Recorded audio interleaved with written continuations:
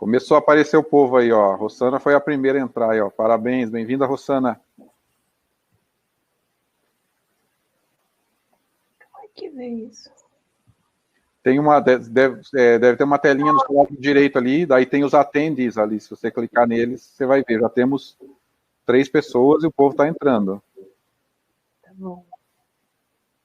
Já temos 12 pessoas conosco aí, gente. Tá aumentando a lista aqui. Simone, Márcia. A Márcia estava conosco em todos aí. Márcia Nunes.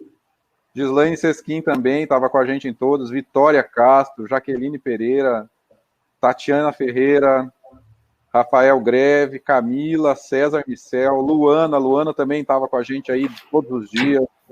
O Bruno Lucas. Bem-vindos, pessoal.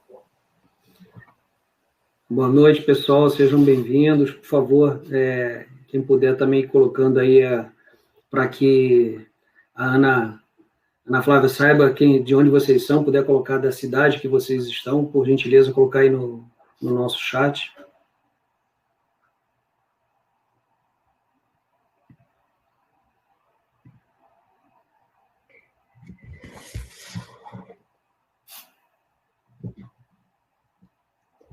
Tô vendo aqui o pessoal, né, dando boa noite. Boa noite, gente. Obrigada aí pela participação.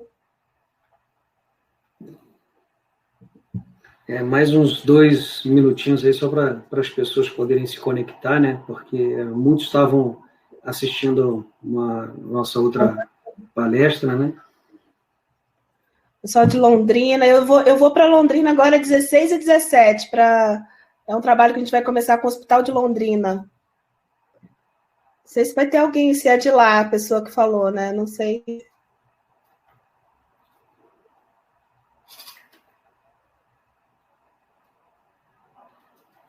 República de Curitiba, Priscila. Tem gente de Minas Gerais também, ó. De repente lá da... É mesmo? Deixa eu ver aqui. O Bruno é lá de Minas.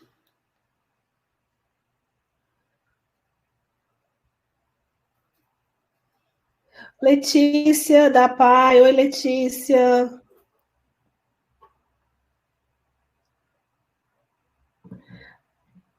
O pessoal da Sanepar, eu também tive com a Sanepar na época do Viva Água, da Fundação Boticário, aí em Curitiba. Bruno, achei. Minas Gerais, Bruno Wagner Lucas. Isso. Bruno, eu estou em Tiradentes. Eu não sei se você já ouviu falar dessa cidade aqui, é uma cidade pequenininha no interior de Minas. Acabou de entrar aí também a Ariane. Pessoal, olha só, para a gente valorizar as pessoas que chegaram aí, eu sei que muitas pessoas ainda estão se conectando, mas deixa eu aproveitar, antes de mais nada, agradecer a participação de todos. Nós aqui do PMI Paraná estamos muito felizes com a realização desses talks temáticos. É um momento especial, ele representa aqui o nosso pré-hackathon. Nós vamos fazer agora, na próxima semana, do dia 26 ao dia 29, o nosso Hackathon Projetos Sociais, onde vocês estão já convidados. Quem não conseguiu fazer as inscrições, elas se encerraram no dia 15, vocês devem estar recebendo um e-mail após o evento de hoje, e com a possibilidade ainda de se conectarem e realizarem as suas inscrições. Lembrando que tem alguns requisitos, né? Ele é restrito para organizações aí do terceiro setor, e com equipes de 3 a 5 pessoas. O objetivo, né, desse nosso hackathon é levar o conhecimento de gerenciamento de projeto para essas organizações do terceiro setor, para que elas possam ser mais assertivas nos seus projetos. E hoje o que a gente propõe aqui também nos talks temáticos é levar para vocês informações sobre como melhorar, né, a forma de vocês atuarem, seja no planejamento, na captação de recursos, enfim, são diversos assuntos que nós começamos na segunda-feira e vamos até amanhã. Hoje, nós teremos aqui conosco a Ana Flávia Godoy. Então, Ana Flávia, seja muito bem-vinda para falar sobre captação de recursos para projetos sociais. Um breve uma síntese aqui do currículo da Ana Flávia Godoy. Ela é profissional que atua em consultoria de organizações sem fins lucrativos, com larga experiência em treinamento, negociação, gestão de projetos sociais e formação de equipes. Atualmente, ela é membro do Conselho Deliberativo da Associação Brasileira de Captadores de Recursos, a BCR, tem ampla atuação em eventos e palestras sobre captação de recursos. Então, para não tomar mais o tempo, que é precioso, e tenho certeza de que vocês terão uma noite fantástica aí com a Ana Flávia. Ana Flávia, fique à vontade, a sala é sua. Obrigada, gente. Obrigada, pessoal do PMI Paraná. Parabéns pela iniciativa. Muito legal fazer um hackathon com as organizações do terceiro setor, né? Acho que inovando aí, na verdade, elevando a régua da inovação no nosso campo, no terceiro setor. Então, é algo bem, bem importante. Parabéns pela iniciativa. Bom, gente, né? Então, como o pessoal falou, né? Então, eu trabalho com captação de recursos há mais de 15 anos. Eu sou captadora de recursos. Eu gosto sempre de falar da nossa profissão. Enquanto o trabalho voluntário como membro deliberativo da BCR, que é a Associação Brasileira de Recursos, a gente passou agora, mês passado, pelo CBO, para quem não sabe, é o Conselho Brasileiro de Ocupações, e a gente conseguiu, assim, depois de muitos anos de luta, colocar a captação de recursos como uma profissão regulamentada. Então, acho que é uma vitória muito grande para o campo, para a iniciativa e para a importância que se tem hoje de se falar em captação de recursos. Eu vou contar um pouquinho da minha trajetória e eu acho que discorrendo o tema nesses minutinhos que a gente tem juntos aqui. Eu comecei minha carreira, né, na faculdade. Eu entrei na Faculdade de Produção Cultural, então eu venho do mundo da cultura, fiz a produção cultural em Niterói, no Rio de Janeiro, e na faculdade, meu grande questionamento sempre era o financiamento dos projetos, né, das ações, daquilo que a gente aprendia. A produção cultural, ela, de fato, se desenvolveu no nosso país muito em especial por conta da Lei Rouanet, e por conta de tudo que a Lei Rouanet, o desenvolvimento da Ancine, de todo esse campo cultural, né, quando a gente tinha, de fato, o Ministério da Cultura mais robusto. Então, a profissão de captador de recursos se desenvolveu bastante, na verdade, a função de produção cultural se desenvolveu bastante, mas pouco se falava e ainda se fala sobre o financiamento dos projetos, né? Eu entrei no ano 2000 na faculdade, e sempre me encantou muito conversar com os financiadores. Qual era o propósito? Como é que a gente, então, garantia a sustentabilidade financeira dos projetos? Como é que funcionava, né? Quando você entende, a Lei Rouanet te dá um certificado e, a partir dele, como você dialoga? Quais são as técnicas, as ferramentas? O que faz de um projeto, de fato, criar uma sinergia com o financiador, com o doador, né? Então, foi muito inspirado nisso que eu sempre estive junto a projetos no campo da cultura, muito como alguém que estava ali na busca dos financiadores, né? E em 2005 eu conheci o terceiro setor. Então, durante todo esse período, durante os 5 primeiros anos da minha atuação profissional, eu, de fato, trabalhei muito no campo da cultura, com os projetos, com o show business, com todo esse lado mesmo da cultura, mas em 2005 eu conheci o terceiro setor e entendi que eu tinha um propósito de vida, entendi ali o meu lugar como profissional e o que eu queria desenvolver. Era uma ONG no Rio de Janeiro que trabalha, ela, na verdade, ainda existe, né? Mas é uma ONG no Rio de Janeiro que trabalha com desenvolvimento de projetos culturais em praças, proporcionando praças inclusivas, praças para todos, e eles queriam desvendar um pouco nesse campo da Lei Rouanet e do financiamento. E a partir dali eu comecei a entender que a gente precisava ter mais conhecimento sobre técnicas e ferramentas de captação. Eu comecei a entender que o Brasil ainda era extremamente frágil naquela época. A gente avançou bastante, mas naquela época, em 2005, a gente era bastante frágil e a gente tinha pouco conhecimento de como a gente garantia a perenidade das nossas ações, né? Como é que a gente poderia propor um projeto que não tivesse uma sobrevida tão curta quanto um financiamento ou um orçamento de um edital especificamente.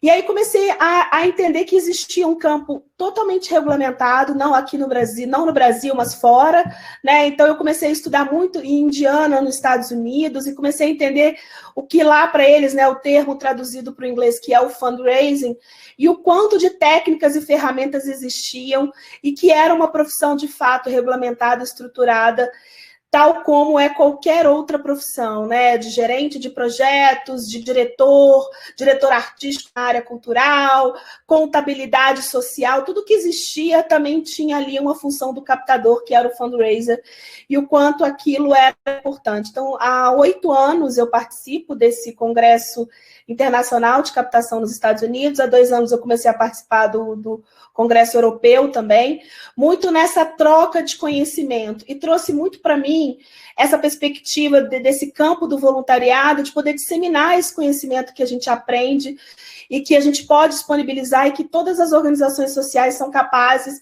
de desenvolver, né? Então, o grande aprendizado é que o campo da captação de recursos é um campo que faz parte da gestão da organização. É a área, talvez uma das áreas principais da governança de cada uma das organizações sociais do nosso país. E que só no momento em que a gente consegue entender e virar essa chave no sentido de não olhar mais a captação como periférica, mas de fato introduzidas nos nossos planejamentos e no desenvolvimento das nossas ações, é que a gente de fato vai garantir essa sustentabilidade financeira das organizações, né?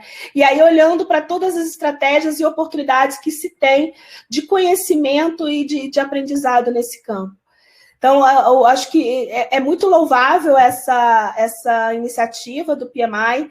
Eu fiz o PMI Terceiro Setor no Brasil também, no Rio de Janeiro, há alguns anos atrás, e é muito importante isso. Acho que toda essa gestão ela é extremamente necessária e importante para a gente gerir também o dia a dia da captação de recursos nas nossas organizações. Então, se vocês me permitirem, né, eu vou fazer aqui, vou compartilhar. Não sei se vocês estão vendo a minha tela, eu não vejo mais vocês. Sim, estamos vendo. Tá, maravilha, gente. Então, eu vou trazer um pouquinho aqui de alguns conteúdos para a gente dialogar, né, sobre o que é essa captação. Eu sempre falo que quando a gente traduz o fundraising, né, para arrecadação de fundos, ou traduzir literalmente o termo, ele não traz toda a bagagem necessária para a gente compreender o que significa essa profissão e essa função dentro das organizações sociais ou associada aos projetos sociais, culturais, esportivos, enfim. A gente cunhou um termo no Brasil que é o desenvolvimento institucional, que traz para a gente a visão de que a gente realmente precisa desenvolver as instituições. Então, eu sempre costumo falar que o papel do captador de recursos não é necessariamente só captar recursos financeiros, mas, de fato, desenvolver a instituição. Em especial, em 4 áreas fundamentais. Então, a gente tem o atrair, a criar atratividade, que é criar aquela sinergia para que a sociedade, as empresas, os financiadores e os atores conheçam o trabalho da nossa organização.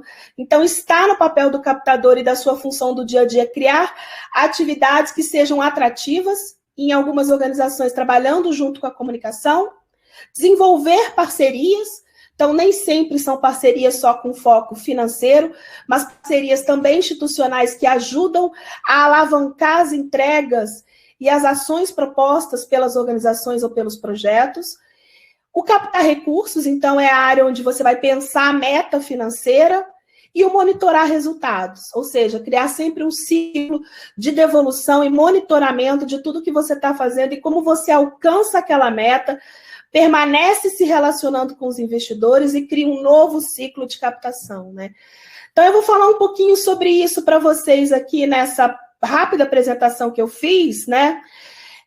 Lembrando que todo esse campo que a gente está discutindo aqui, a captação, é o financiamento do que a gente chama de terceiro setor, né? Então, eu sempre começo, quando tem uma apresentação mais genérica, falando sobre isso. Então, a gente tem o governo, o Estado, que é público, com fins públicos.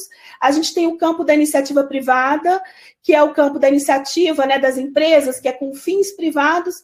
E a gente tem o nosso trabalho do terceiro setor, que são organizações sociais, que são entes que nascem de forma privada, mas com fim público. Toda a nossa missão atende a alguma causa, atende a alguma transformação na sociedade, propõe alguma mudança social, né? E são várias áreas diferentes nas quais a gente pode atuar, desde a área de saúde, a assistência social, a cultura, enfim, os direitos humanos. Hoje eu tenho feito um trabalho de captação para o Endowment, que é um fundo patrimonial de equidade racial no Brasil.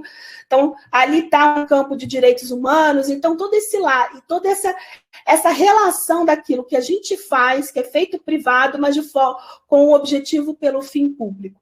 E a relação entre os nossos três setores é o que a gente pode falar que, de fato, é quando a gente conquista a política pública e quando a gente transforma tudo aquilo que a gente trabalha, a nossa missão enquanto organização social, em algo perene para a sociedade, transformado em mudança de fato social.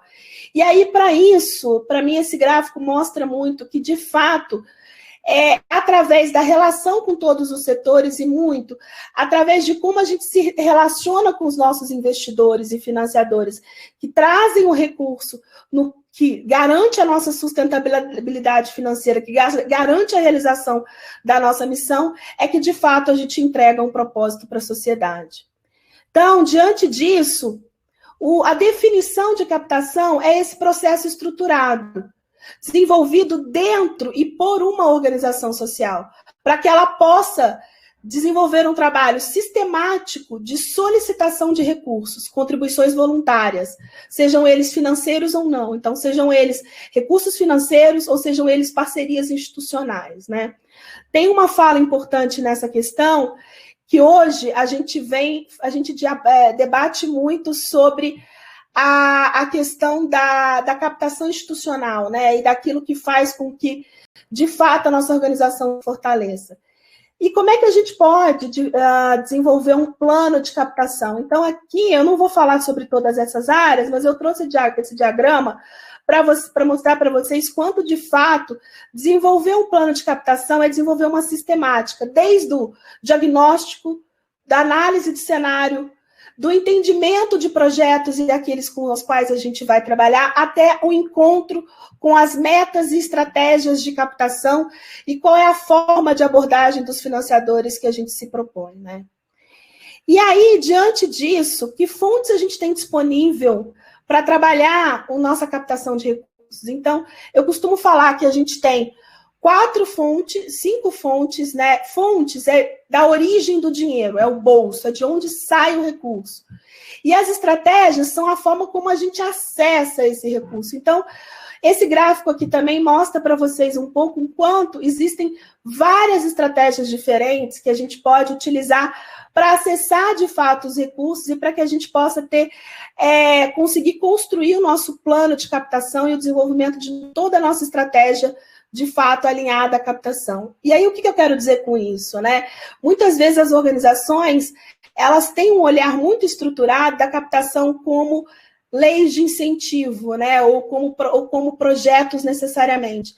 E o universo do mundo do captador, ele vai muito além disso. Então, você tem, desde o relacionamento com as empresas, que a gente pode construir projetos que a gente chama de marketing relacionado à causa, são quando a gente tem uma relação com o produto final da empresa, ações de responsabilidade social, de fato, né? Hoje a gente tem um campo cada vez mais vasto olhando para isso, obrigações legais, então recursos que têm de várias questões diferentes, obrigações legais relacionadas às empresas, as fundações que são filantrópicas e que nascem com o propósito de um relacionamento direto e de financiamento direto das organizações.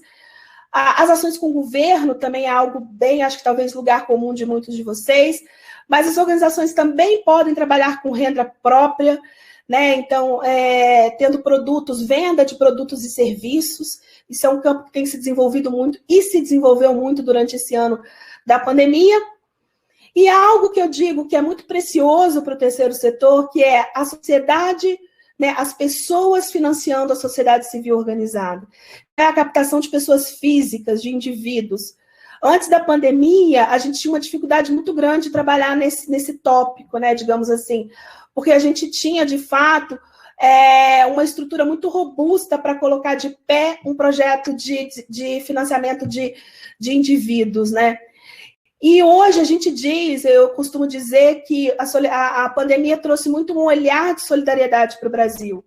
Antes da pandemia, enquanto um campo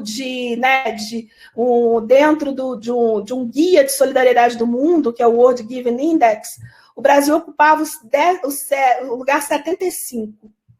A gente, provavelmente, no próximo índex, né, do Giving Index, a gente possivelmente vai subir um pouco nessa tabela, porque o Brasil desenvolveu muito a filantropia, né?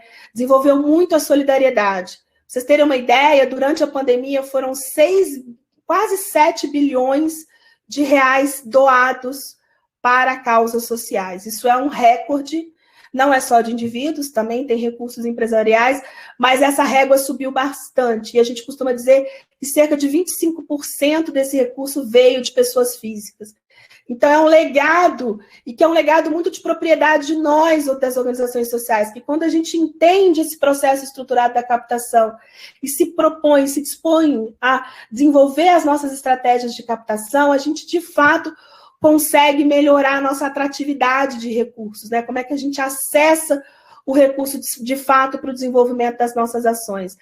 Então, existe uma série hoje de novas oportunidades. Eu estou, desde março, por exemplo, em lockdown, em quarentena, e digo para vocês que eu acho que eu nunca trabalhei tanto quanto eu trabalhei durante a quarentena, com reuniões com empresas, financiadores, doadores individuais, trabalhando bastante, porque a gente hoje tem muitas oportunidades. Importante dizer, assim, que claro que a gente vive uma crise, que claro que os tickets, né, os valores de doação de financiamento reduziram, né? Então, hoje você não consegue mais falar de grandes valores, mas, de fato, você consegue hoje dialogar bastante e ter mais oportunidades, né? Então, por exemplo, a gente que está aí, talvez, no interior do Brasil, né, em tantas áreas diferentes, eu digo que as empresas locais também se despertaram muito para o investimento social e para a responsabilidade social e para a relação com as organizações sociais. De fato, essa régua subiu bastante. E aí cabe muito a nós, organizações sociais e projetos, enfim, se dedicar a entender esse universo e trazer esse universo como oportunidade para o nosso dia a dia. E aí, acho que se eu pudesse somar também um pouco nessa discussão, outro entendimento que cresceu muito e que nós, do terceiro setor e da organização social, para a gente se alinhar nesse discurso e nessa relação com os investidores, que a gente possa também alinhar os nossos projetos a essa agenda dos ODS e da Agenda 2030, né? Para quem não conhece, são Objetivos do Desenvolvimento Sustentável, e hoje os financiadores, muitos, quase todos, sejam eles nacionais ou internacionais, estão se pautando na decisão de investimento, alinhando as suas ações aos ODS. Então, para você ter uma ideia, o Pacto Global, a rede Pacto Global, que reúne as empresas que são signatárias dessa agenda no Brasil, eles chegaram a 1.000 signatários, é um número recorde, né, aqui no nosso país. Então, é muito importante também que a gente entenda o quanto que faz parte da captação e da argumentação que a gente coloca para acessar os investidores, também a gente olhar para esse universo dos ODS e o que eles se disponibilizam para a gente, né? Então, isso é extremamente importante no campo da captação e naquilo que a gente está se propondo a desenvolver para que o financiador esteja próximo de nós, de fato, né? Outra questão importante, eu acho também, para trazer para vocês, não existem recursos só carimbados. Para quem conhece, são recursos, de fato, que são disponibilizados para um orçamento específico, para um projeto específico, né? Também subiu muito o interesse em investir na musculatura institucional das organizações sociais, no fortalecimento das organizações sociais aqui no Brasil. A gente dizia antes que a gente tinha 2 ou 3 financiadores com essa consciência, e hoje a gente tem bem mais outros. Então, invistam em diálogos de recursos livres, né? Acho que como alguns de vocês chamam, Recursos que vão poder disponibilizar, que vocês tenham melhores estruturas, melhor musculatura, de fato, para fortalecer a organização e não só a atividade fim, né? Que são os projetos. Claro que os projetos e a área metodológica de cada organização é extremamente importante. Mas olhar para essa oportunidade de recursos, de fato, né, que não são carimbados, é extremamente importante, porque é o que eu costumo dizer, né? Não há campo social sem organização forte. Não há transformação da sociedade se não passar pelo fortalecimento das organizações sociais. Né? Somos nós que, de fato, carregamos esse DNA da transformação daquilo que é de direito nosso, né, na sociedade. Então, de fato, a gente precisa estar mais fortalecido até para que a gente possa elaborar e desenvolver mais projetos. Então, é super importante entender hoje que tem, e mais, tem um movimento também de financiadores, também, de novo, não só brasileiros, mas de financiadores brasileiros, flexibilizando alguns critérios que antes eram muito rígidos. Então, por exemplo, inclusive organizações novas que nascem em 1 ano ou 2 estão recebendo recursos institucionais para se fortalecer. Então, procurem sobre isso. A Laudes Foundation, que é o antigo Instituto CIA, é um dos grandes precursores desse debate de desenvolvimento institucional no nosso país, mas existem tantos outros que estão falando e investindo na captação e na estrutura das organizações sociais. Então, é muito importante que a gente tenha, de fato, esse conhecimento, né, esse entendimento interno para elaborar os nossos planos de captação, elaborar as nossas oportunidades, entender essas estratégias, né? Então, acho que o que eu trago aqui nesses minutos que a gente tem juntos é muito dizer para vocês o quanto que a captação é um campo muito de pesquisa, de conhecimento, de desenvolvimento, e não só de um contato específico, né? Hoje a gente tem muitas oportunidades que estão disponíveis para a gente utilizar, e as empresas estão disponíveis para nos ouvir, né? Eu, enfim, tenho uma rede interessante de relacionamento com diversas empresas, mas eu digo para vocês que durante a pandemia eu consegui criar muitos relacionamentos novos, mandando e-mail e pedindo reunião. Muitas empresas que talvez nunca abriram as portas antes para os projetos ou para as ações que eu capto e com as organizações que eu trabalho, eles abriram as portas, eles estão disponíveis. Então, aproveitem, assim, outubro e novembro são os melhores meses, novembro ainda está sendo um mês muito interessante de diálogo, então é muito importante aí que vocês aproveitem essa oportunidade para abrir portas e acreditem no potencial interno de vocês, nesse potencial, de fato, de desenvolver a captação internamente, né? E aí, o que mostra isso, né, Ana? Como é que é isso?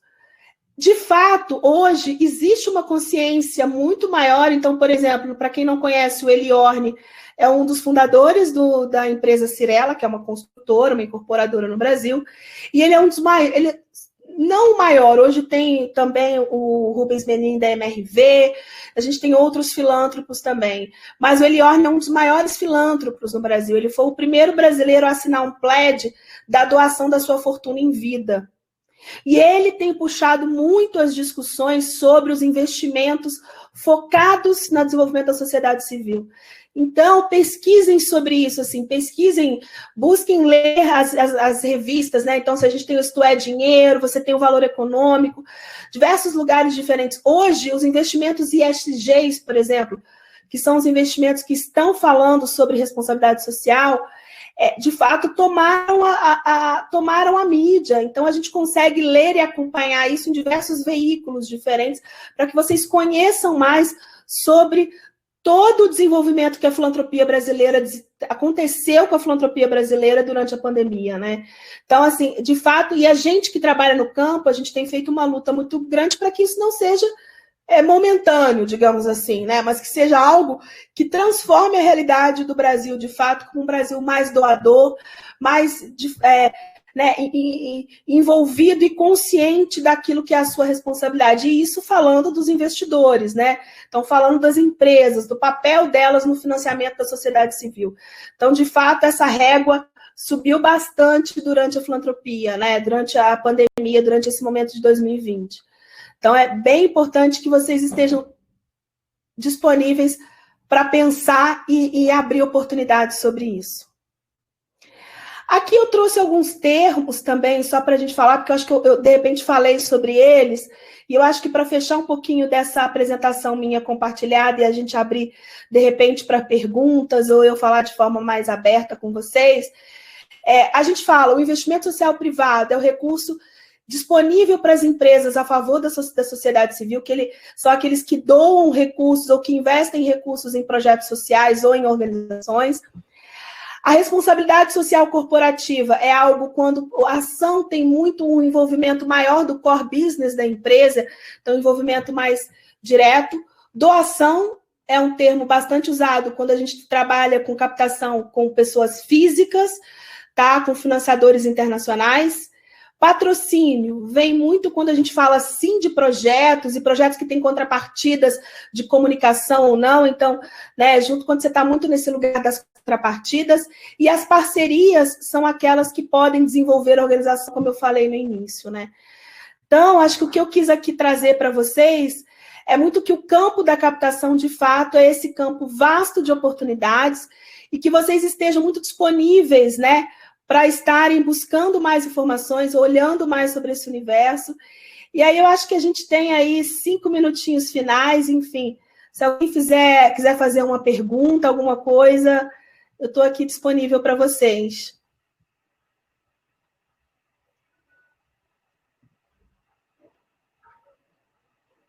Não sei se...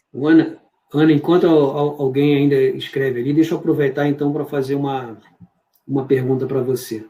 Eu achei bem interessante quando você mostrou aquele ciclo, né, que você tem que criar atratividade, desenvolver parcerias, aí você faz a captação de recursos e depois você monitora os recursos. Isso aí seria igual a gente chama lá do ciclo PDCA, né? Isso aí é uma característica normal. Ana? Oi.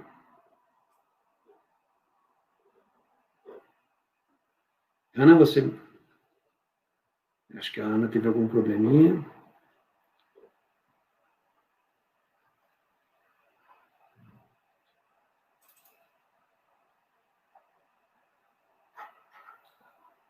Ana?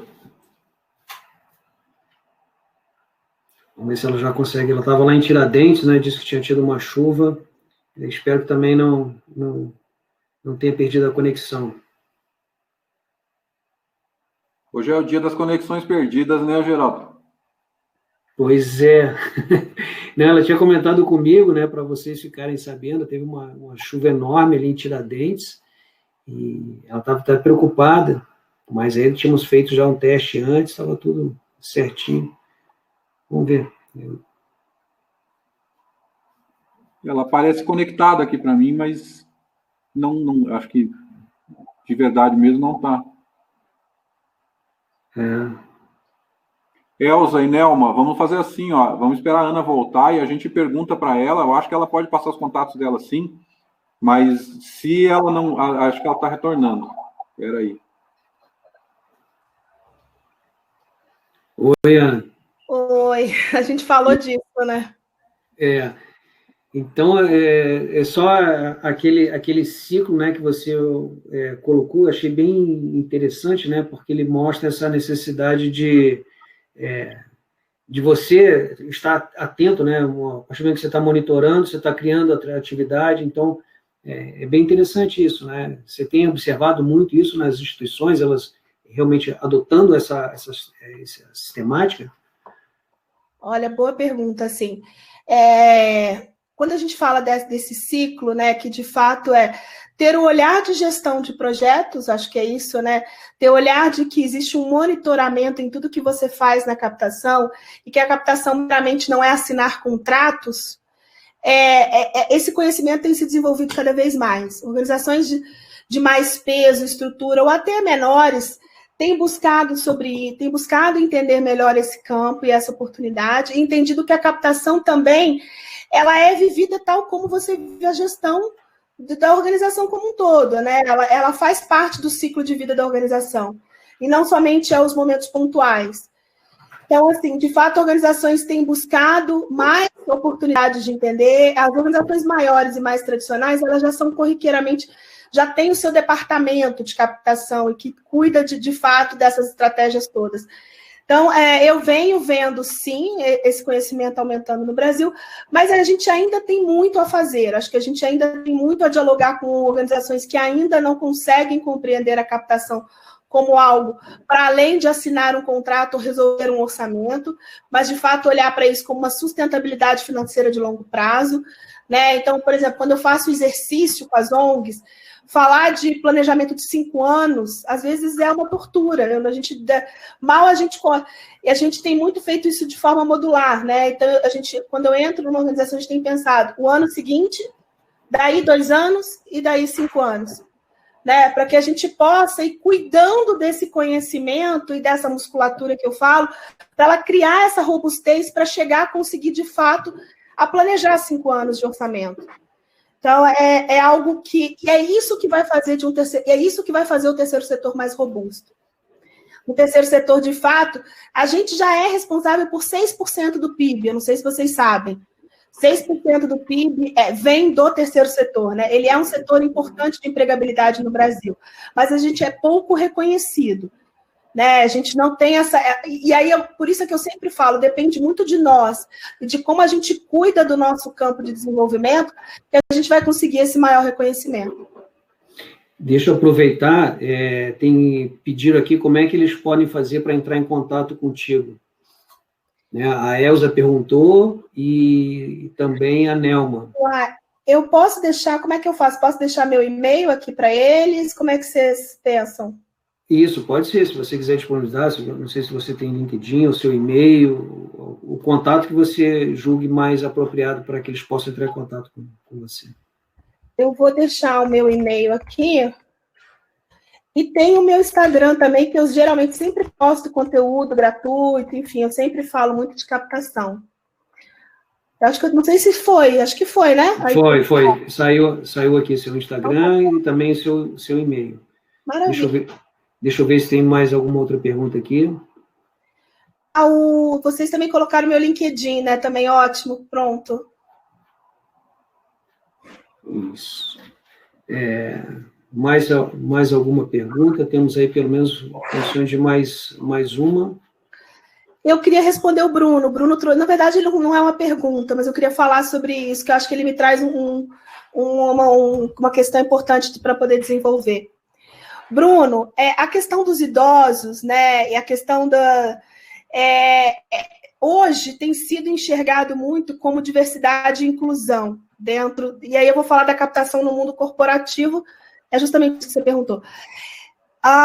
O tema de diversidade e inclusão era um tema muito precário dentro das empresas. A gente tinha muita dificuldade de dialogar sobre ele internamente, né? De fazer com que as empresas entendessem que diversidade e inclusão não necessariamente é fazer para dentro, como responsabilidade social corporativa, mas sim como investimento social para fora, investimento social corporativo, que é para fora. E ultimamente isso tem mudado um pouco. Então, eu tenho feito vários diálogos diferentes com empresas que estão interessadas em, de fato, serem diversas. Porque muitas vezes elas olhavam a diversidade e colocavam investimentos nos direitos das mulheres, ou no LGBT, né, que é a causa racial. E a diversidade, na verdade, para você se colocar como diverso e incluso, a empresa tem que fazer investimentos em todos os campos que demonstrem a diversidade de verdade, né? Então, tem muitas oportunidades hoje de se dialogar sobre isso, tá? Então, acho que um dos métodos de sensibilização é você poder dizer muito enquanto o seu projeto ou a sua organização pode ajudar a empresa a subir e melhorar os seus indicadores enquanto uma empresa que pretende ser diversa e inclusa. Acho que isso pode ajudar bastante na sua região. Vamos fazer mais uma, nossa última pergunta, né, do Rafael, que ele pergunta estratégias para chegar na empresa, né? Quais passos tomar? Né? Seria a nossa última pergunta de hoje. Tá. Vou tentar falar em alguns minutinhos, então, para a gente fechar. Eu acho que eu vou falar bem atualizado do momento atual, Rafael. O mundo da negociação com empresas, ele veio para o mundo virtual. Então, a gente hoje dialoga com as empresas a partir dessa negociação online. Então, assim, e aí, muito da abordagem que eu tenho usado eu sempre pesquiso primeiro, eu conheço, eu entendo o campo de investimento da empresa, eu entendo quais são os interesses dos projetos que ela desenvolve, eu entendo todo o campo de diversidade, como é que ela compreende e entende os temas, como é que está o entendimento dela na sustentabilidade, quais são as organizações que ela já apoiou, se ela publica, né, valores já para o investimento social, e a partir disso, pelo LinkedIn, o LinkedIn tem sido uma estratégia muito interessante durante a pandemia, de fato tem funcionado. Importante dizer que na conta não paga, né, aquela conta que não é a premium, para nós captadores a gente tem mais dificuldade de acessar mais perfis, né? Então, assim, eu estou dando algumas estratégias que eu tenho usado. E a partir do LinkedIn eu tenho feito uma aproximação, mandando um e-mail, falando muito inicialmente de algo que me conecta com o interesse do investimento da empresa e peço para marcar uma reunião. E aí, na reunião, eu sempre peço para a pessoa começar falando daquilo que a interessa, daquilo que é o campo de investimento, de fato, dele, para depois começar apresentando o meu projeto, a minha ação. Cria muito mais sintonia, se mostra muito mais empatia de você ouvir o outro primeiro, para depois falar de si, né? Então, acho que rapidamente aqui, contando um pouco, eu tenho usado essa estratégia.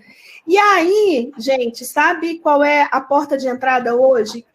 Se eu estivesse falando com vocês de março para trás, eu diria que eu não estaria falando desse jeito, mas, de fato, hoje, a porta de entrada é o setor de sustentabilidade das empresas. Esse setor não tinha recursos antigamente, e a partir dessa virada do jogo, né, que a pandemia trouxe de entendimento, ele tem sido um setor bastante estratégico. Ele pode até não ter recursos, mas ele é uma porta de entrada para a gente, para dialogar e para que aquela pessoa responsável possa trazer outras pessoas para o debate na mesa. Então, vou falar de uma reunião que eu tive hoje, agora à tarde, que acabou um pouquinho antes de vocês. Eu estava conversando com a Campari, não sei se, né, a gente está falando de equidade racial, né?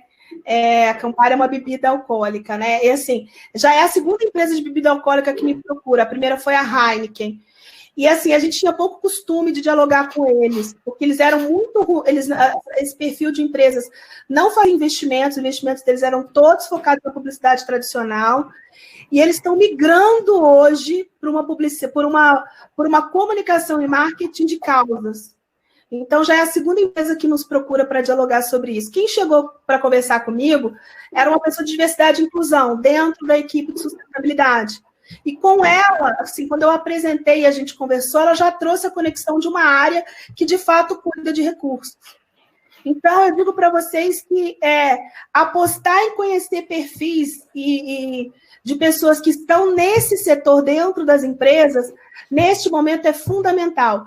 E eu diria mais, apostem ainda em 2020, a gente tem aí quase um mês, né, digamos aí, dia 18 de dezembro já é Natal, né? Vamos colocar aí que a gente tem um mês. Acreditem em tentar construir diálogos para os seus orçamentos de 2021.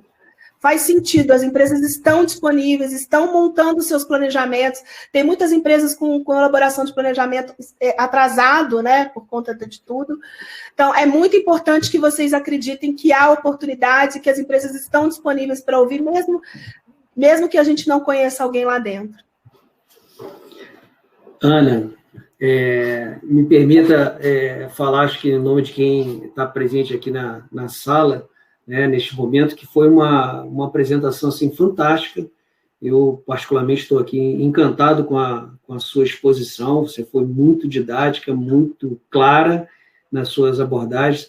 E é interessante porque você mostra a forma como essas organizações elas podem obter, né, os recursos.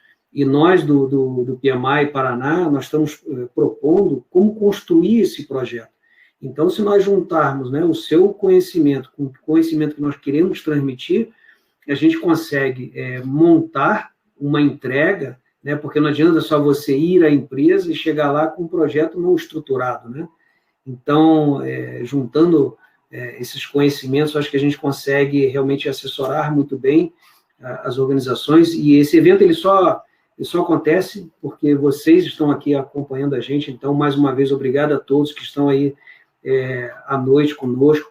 Um obrigado enorme para você, Ana Flávia, foi realmente momentos, em poucos minutos, mas foram minutos enriquecedores. Muito obrigado. Deixo com você aí suas palavras finais para a gente poder encerrar esse momento. Não, obrigada a todos vocês, obrigada a todo mundo que assistiu. E só queria falar mais uma coisa que eu acho que é importante. O quanto que acreditar na metodologia que vocês entregam é super importante. Assim. O entendimento da sustentabilidade, do investimento em causas, subiu bastante, mas também subiu a exigência. Então, não tem uma reunião que eu não entre que as pessoas não perguntem de indicadores e de métricas. E mais, e não tem não todas, mas que me perguntem sobre mapas de risco. Se eu sei fazer o mapa de risco, se eu entendo quais são os riscos daquilo que eu estou propondo. Eu não escutava isso antes, tanto quanto eu tenho escutado. Então, assim, acho que todos que estão aqui e todos que vão fazer o curso de vocês, é muito importante entender isso. Acho que você tem total razão. Acho que todo o conhecimento de gestão, com as técnicas e estratégias que a captação disponibiliza, é isso que vai dar a sustentabilidade ao longo do tempo. Também não adianta você ter excelentes técnicas, conhecer bem a empresa, ir no contato certo, mas na hora que ele te pergunta de métricas, indicadores e resultados, você não vai saber responder, né? Então, eu acho que são dois conhecimentos que se somam bastante, e aí eu agradeço muito de estar aqui com vocês, e a gente já tomou mais 10 minutos do pessoal aqui que está com a gente, assim, obrigada, gente, por tudo, e desejo muita sorte em todas as captações de todos vocês. Nós te agradecemos mais uma vez, Ana, muito obrigado a todos, e estão convidados para amanhã, né? Só relembrando que amanhã nós temos também mais duas palestras, né? Mais duas lives, uma de planejamento, estratégia e desenvolvimento, com o Davi Ortolan, às 19 horas, e uma de captação de recursos, oportunidades de negócios, com o Filippo Luchetti. Tá? Então, estão convidados para amanhã, foi passado o link aí no nosso chat, e desejo a todos aí uma boa noite, e até o nosso próximo encontro. Boa noite, gente. Obrigada por tudo. Até mais.